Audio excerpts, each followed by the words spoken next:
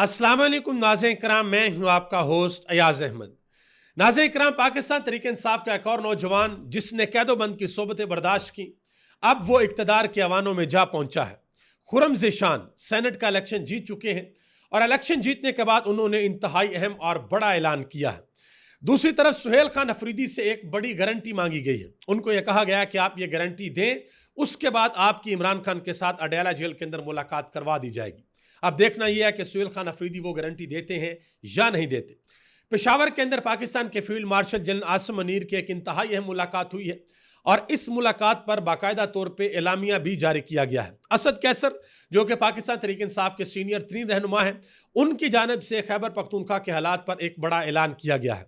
मोहतरमा मरियम नवाज साहबा, जिन्होंने आज से 2 दिन कबल उलमा कराम के साथ एक नशिस्त की, उस नशिस्त के अंदर उन्होंने बड़ी अहम बातें भी की। उन्होंने यहाँ तक कहा कि ये जो कुर्सी है ये मुझे अल्लाह ताला ने दी, और फिर लोगों ने उसके ऊपर बहुत से जवाबात भी दिए।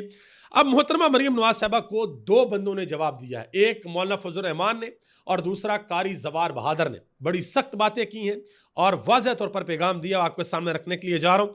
और आखिर में बात करेंगे तुर्की की जो मिनिस्ट्री है फॉरेन अफेयर की, उन्होंने पाकिस्तान और अफगानिस्तान के दरमियान जो मुज़ाकरात हो रहे हैं उस हवाले से एक अहम तरीन अलामिया जारी कर दिया।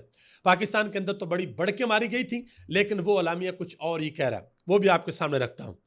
आगे बढ़ने से कबल गुजारिश करूंगा कि वीडियो को लाइक करके चैनल को सब्सक्राइब कर दें ताकि ये इन्फॉर्मेशन का सिलसिला आप लोगों तक पहुंचता रहे।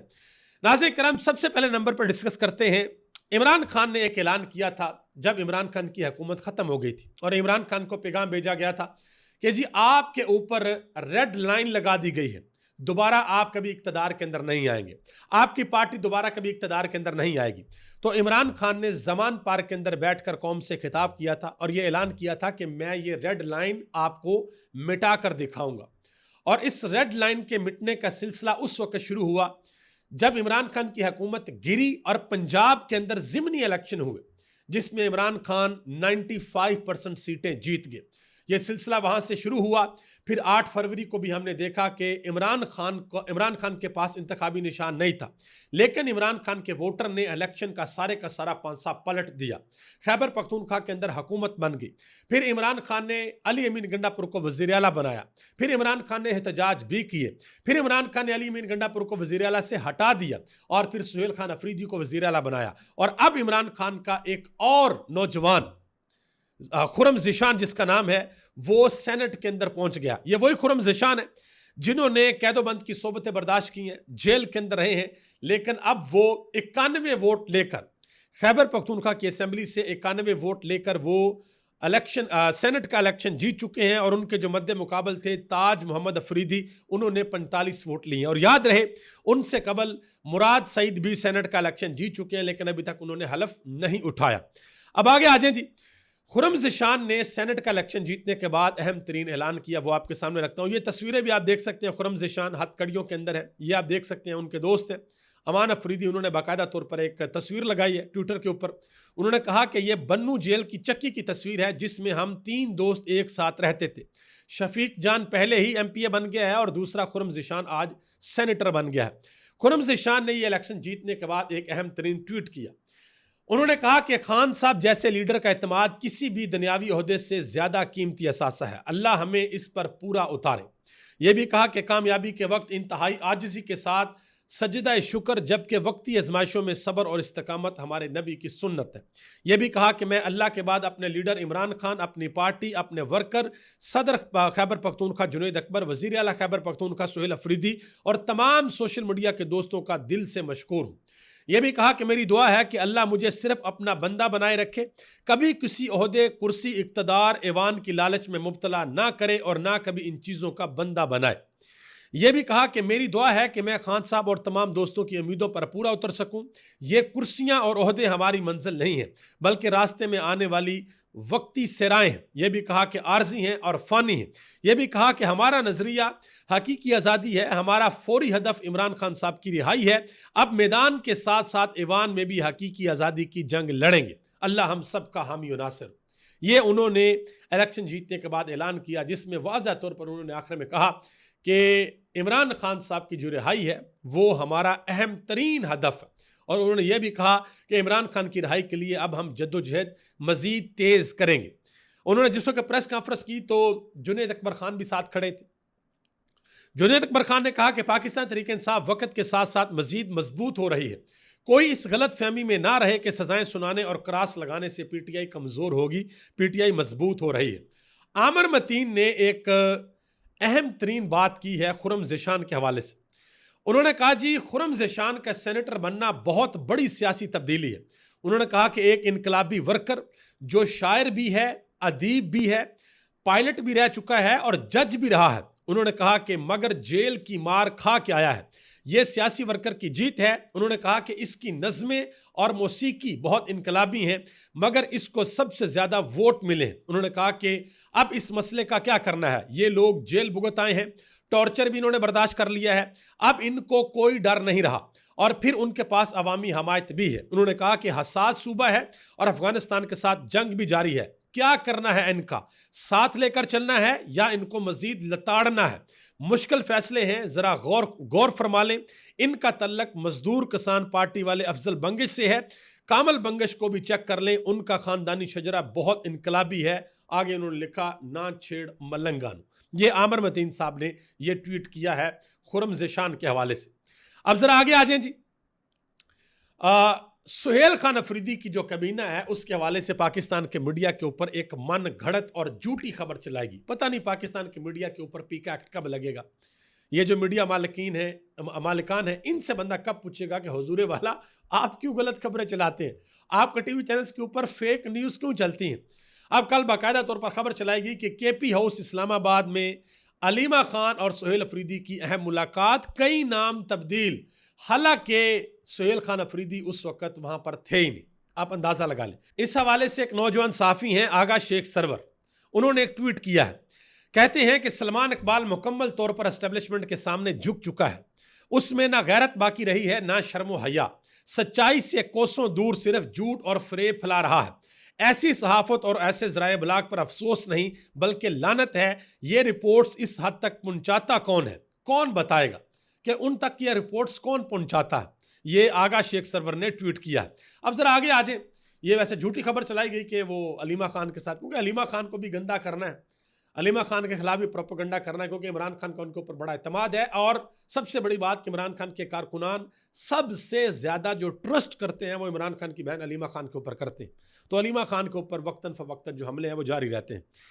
यार मोहम्मद खान न्याजी जो कि पाकिस्तान तहरीक इंसाफ के सोशल मीडिया को देखते हैं, उन्होंने एक लिस्ट दी है कि जो सूबाई वज़रा हैं उनके क्या क्या नाम है। मीना खान अफरीदी, अरशद अयूब खान, अमजद अली, आफ्ताब आलम खान, फजल शकूर खान, खलीकुर रहमान, रियाज खान, सैयद फ़खर जहां, आकबुल्ला खान, फैसल खान और मशीरान में है मुजम्मल असलम, ताज मोहम्मद और मावन खसूसी हैं शफीक जान। ये वही शफीक जान नौजवान हैं जो खुर्रम ज़ेशान के साथ जेल के अंदर थे, जिनकी मैंने पहले आपको हथकड़ी वाली तस्वीर दिखाई है। अब जरा आगे आ जाए। खुर्रम ज़ेशान का भी मैं एक वीडियो स्टेटमेंट, एक पैगाम आपके सामने रखता हूं ताकि आपको अंदाज़ा हो जाएगा कि सुहेल खान अफरीदी अपनी टीम के अंदर किन किन लोगों को शामिल कर रहे हैं और आगे आने वाले मामला क्या होंगे। ये जो DGISPR ने हालिया एक प्रेस कॉन्फ्रेंस की थी उसके ऊपर शफीक जान ने एक स्टेटमेंट दी थी। उन्होंने कहा था कि DGISPR को अपनी हदूद में रहकर बात करनी चाहिए। सियासी लोगों का काम है, उनकी प्रेस कॉन्फ्रेंस इमरान खान से शुरू होती है और इमरान खान पे ख़त्म होती है, उन्हें मशवरा है कि अपनी हदूद में रहकर बात करें। यह बात की थी शफीक जान में, यानी कि कहने का मतलब यह कि खुलकर ये लोग जो है वो एस्टेब्लिशमेंट के ऊपर तनकीद करते हैं। आगे आ जाए। नजम सेठी ने एक बड़ी अहम बात की है। उन्होंने कहा जी सुहेल अफरीदी ने कबीना के अंदर जिन अफराद को रखा है वो सारे के सारे हार्ड लाइनर्स हैं, उन्होंने अपने जैसे और लोग इकट्ठे कर लिए हैं, तो अब यह वाज़ेह है कि वो तसादम की जानब बढ़ रहे हैं। उन्होंने कहा जी उन्होंने अपनी ताकत दिखा दी है कि जितनी मर्जी कोशिश कर लें उनके MPA नहीं टूटने वाले। उन्होंने कहा कि सेनेट इलेक्शन में भी पता चल गया है, सूबाई असेंबली में एतमाद के वोट के वक्त भी आपने देख लिया था, PTI मुत्तहिद है और मजबूत है, इमरान खान के खिलाफ कोई नहीं जा सकता। उन्होंने एक और भी इंकशाफ किया। उन्होंने कहा जी आम तौर पर वज़ीर आला कोर कमांडर हाउस जाते हैं, उनसे मिलने के लिए एक रवाज बना हुआ है। उन्होंने कहा जी गंडापुर भी यही करते थे और आधी बार तो अपनी कबीना भी साथ ले गए थे।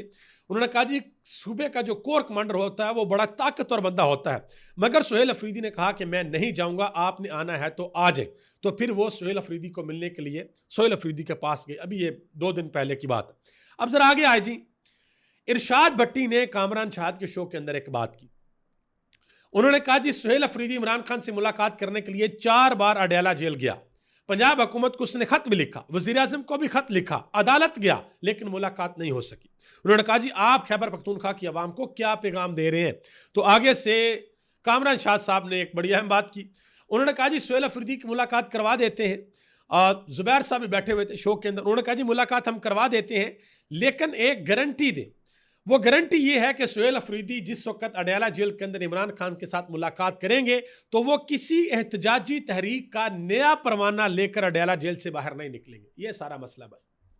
मसला ये है कि अगर सुहेल खान अफरीदी की अडयाला जेल में इमरान खान के साथ मुलाकात हो गई तो इमरान खान ने अगला सारे का सारा प्लान जो बनफ्से नफीस सुहेल खान अफरीदी को बता देना कि अब तुमने ये करना है, अब आपने इस लाइन लेंथ के ऊपर बॉलिंग करनी है, यहां पे यार्कर, यहां पे बाउंसर, और इस तरीके से आपने चलना है। लेकिन मैं एक चीज आपको बता दूं, सुहेल खान अफरीदी की अगर लेट से मुलाकात नहीं भी होती, हो जाएगी, ये नहीं कि नहीं होगी, हो जाएगी, अल्टीमेटली मुलाकात करवानी पड़ेगी। लेकिन अगर ये मुलाकात नहीं होती तो इमरान खान का वैसे पैगाम सुहेल खान अफरीदी तक पहुंच जाएगा किसी और के जरिए, और जब वो पैगाम पहुंच जाएगा, सुहेल खान अफरीदी को एक दफा पैगाम पहुंच गया और अलीमा खान ने अगर पहुंचा दिया कि खान साहब अंदर से ये कर रहे हैं, तो सुहेल खान अफरीदी ने तो क्या रखा है कि भाई इमरान खान जो कहेंगे उसी के ऊपर ही मन्नो अन अमल होगा। ये किसी के वहमो गुमान के अंदर ना रहे कि इमरान खान जो कहेंगे उसके ऊपर अमल नहीं होगा। आगे आ जाए जी, इंतहाई अहम खबर है। पाकिस्तान के field marshal general Asim Munir ने पेशावर का दौरा किया है। उस हवाले से ISPR ने बाकायदा तौर पर इंतहाई अहम एलामिया भी जारी किया है, क्योंकि यह मामला भी खैबर पख्तूनख्वा के हवाले से अलामिया जारी किया कि फील्ड मार्शल ने वाज़ह किया है कि खैबर पख्तूनख्वा को दहशतगर्दों और उनके सहूलतकारों से पाक किया जाएगा। जिरगे से मुलाकात हुई है, वहाँ पे हमायदीन आए। जिरगा के हमायदीन ने पाक फौज से मुकम्मल यकजहती और अमन के अज़म का इजहार किया है। पेशावर में कबायली हमायदीन के जिरगे से खिताब किया फील्ड मार्शल ने, और 11 कोर हेडक्वार्टर में सिक्योरिटी ब्रीफिंग भी ली। आर्मी चीफ ने कबायली अवाम की दहशतगर्दी के खिलाफ कुर्बानियों और हमायत को खराज तहसीन पेश किया। तमाम हमसायों से यह भी कहा कि हम तमाम हमसायों से अमन चाहते हैं, मगर अफगानिस्तान सरजमीन से दहशतगर्दी बर्दाश्त नहीं की जाएगी।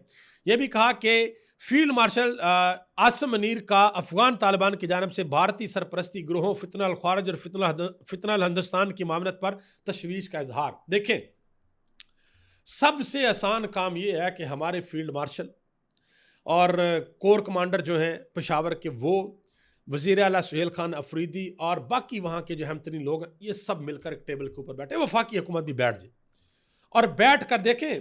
तरीके इंसाफ इल्ज़ाम लगाती है फौज के ऊपर, एस्टेब्लिशमेंट के ऊपर। एस्टेब्लिशमेंट ये कहती है कि ये जो हुकूमत है यही नहीं ठीक, गवर्नेंस के अंदर बड़े गैप हैं और इनके गैप्स की वजह से हमारे जवान जो है वो शहीद होते हैं। और कल सुहेल खान अफरीदी ने भी एक बयान दिया, उन्होंने बड़ा सख्त बयान दिया। उन्होंने कहा जी जब भी कोई शहीद होता है, जब भी कोई जान से जाता है, तो वो गरीब का बच्चा जाता है, चाहे वो कोलेट्रल डैमेज के अंदर कोई शहीद हो जाए या फिर कोई फौजी शहीद हो जाए, वो भी गरीब माँ के बच्चे होते हैं।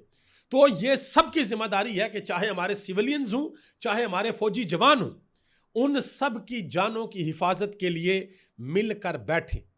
फौज की जानब से बाकायदा तौर पर एक ब्रीफिंग दी जाए कि भाई ये हालात हैं, और आगे से जो सियासी क़यादत है वो भी अपने सारे पॉइंट्स रखिए कि हम इस तरीके से चलना चाहते हैं, क्योंकि अवाम हमारे साथ है, वोट हम लेकर आए हुए हैं। हमारी पॉलिसी ये है, सबसे पहले दुनिया के अंदर जब भी कभी कोई मसला हो जाए ना, तो सबसे पहले होती है टेबल टॉक, कि बैठे यार, बैठ के अगर मसला हल हो सकता है तो ठीक है, वरना ठीक है बाद में लड़ाई कर लेंगे। और दुनिया के अंदर यह भी है कि लड़ाई करने के बाद भी अल्टीमेटली आपको टेबल के ऊपर आना पड़ता है। आप देख लें, पाकिस्तान और हिंदुस्तान की लड़ाई में आप टेबल के ऊपर आए, डोनाल्ड ट्रंप ने कहा बस कर दो भाई, नहीं लड़ना, ख़त्म करें। उसने एक धमकी लगाई, तिजारत बंद कर दूंगा, दोनों तरफ ठंडे हो गए। उसके बाद रशिया और यूक्रेन की जंग रखवाने के लिए टिल का जोर लगा रहा है डोनाल्ड ट्रंप, नहीं हो रहा भाई। उधर इसराइल और गजा के अंदर जो मामला है, टिल का जोर लगा रहा है डोनाल्ड ट्रंप, नहीं हो रहा। एंड में बातचीत ही हो रही है ना, और तो नहीं कुछ हो रहा। और ये लड़ाइयाँ बातचीत से ही हल होती है। और अफगानिस्तान तो वैसे भी हमारा इस्लामी बरादर मुल्क है, उनके साथ हमें ये मसले हल करने चाहिए। लेकिन एक चीज़ मैं आपको बताऊं, ये बड़ी तशवीशनाक चीज़ है। एक वक्त था कि ईरान को बड़ा भरोसा था हिंदुस्तान के ऊपर, ठीक है, और ईरान की रजीम उस वक्त पाकिस्तान के बड़े खिलाफ थी। अब वही काम अफगानिस्तान के अंदर भी हो रहे हैं। अफगानिस्तान के अंदर इंडिया कोशिश कर रहा है अपनी पूरी के सारे कौंसलेट अपने वो वहाँ पर बहाल करे। और इंडिया, तो आपको पता है, इंडिया के लिए ये आइडियल सिचुएशन है कि पाकिस्तान और अफगानिस्तान आपस में लड़े। तो पाकिस्तान और अफगानिस्तान की हुकूमत को आपस में बैठ कर सोचना चाहिए कि इंडिया ना उनका सका ना हमारा सका है, वो तो हमें आपस में लड़वाएगा और आपस में वो खुश होंगे कि भाई आपस में दोनों इस्लामी मुल्क लड़ रहे हैं। तो इसलिए सबको, हमारे फील्ड मार्शल हों, हमारी वफाकी हुकूमत हो, हमारी सूबाई हुकूमत हो, सबको बैठकर इस हवाले से एक मजबूत लाहे अमल बनाना चाहिए और सारी की सारी चीज़ें अफगानिस्तान की हुकूमत के सामने रखनी चाहिए। उम्मीद है इंशाल्लाह अल्लाह खैर करेगा और ये मामला मुज़ाकरात से हल हो जाएंगे। आगे आ जाए जी। असद कैसर साहब ने एक इंतहाई अहम ट्वीट किया है।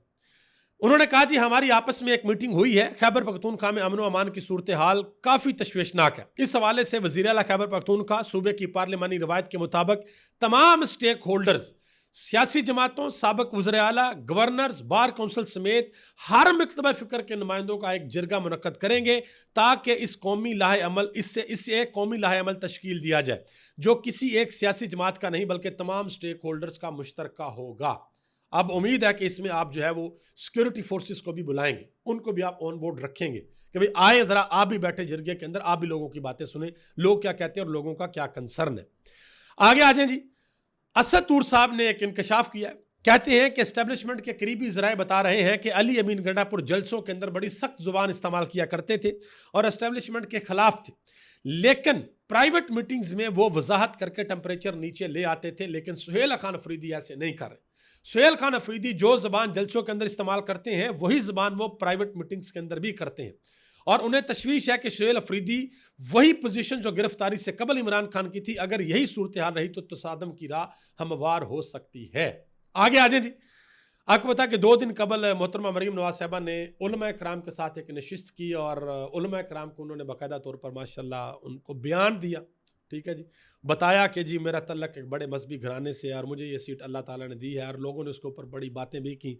महर शराफत अली का ट्वीट मैंने पिछले व्लॉग में आपके सामने रखा भी था और उन्होंने ये भी कहा कि मुफ्ती मुनीबुर रहमान साहब से मेरी अलहदा में भी मीटिंग हुई है और जिसमें हमने दिल खोल कर बातें की हैं। पता नहीं मुफ्ती मुनीबुर रहमान साहब ने उनसे क्या क्या बातें की हैं, कोई डिमांड, कोई मुतालबात भी सामने रखे हैं नहीं रखे। वैसे जिस तरह मुफ्ती मुनीबुर रहमान साहब उनके साथ बैठे हुए थे, उनका बैठने ये बता रहा था कि भाई वो बाकायदा तौर पर पंजाब हुकूमत को इंडोर्स कर रहे हैं। अब 2 बंदे बोले हैं उलमा कराम में से, एक तो सियासतदान है मौलाना फजल रहमान और दूसरे हैं कारी जवार बहादुर। कारी जवार बहादुर ने बड़ी सख्त बातें की हैं। पहले ज़रा मौलाना फजल रहमान को सुन ले। मौलाना फजल रहमान ने ये चनियोट के अंदर उन्होंने खिताब किया। उन्होंने कहा कि हमारी इस्टेब्लिशमेंट जंग पर इतरा रही है, आज थोड़ी सी इज्जत मिली है तो इतराव नहीं, वरना बांग्लादेश और कारगिल लोगों को नहीं भूला, अब भारत के बाद अफगानिस्तान के साथ लड़ने चल पड़े हो। उन्होंने कहा जी बयानियां बनाने के बड़े माहिर हैं, अपने दामन को ऐसा धोते हैं कि सिरे से दाग नजर ही नहीं आता।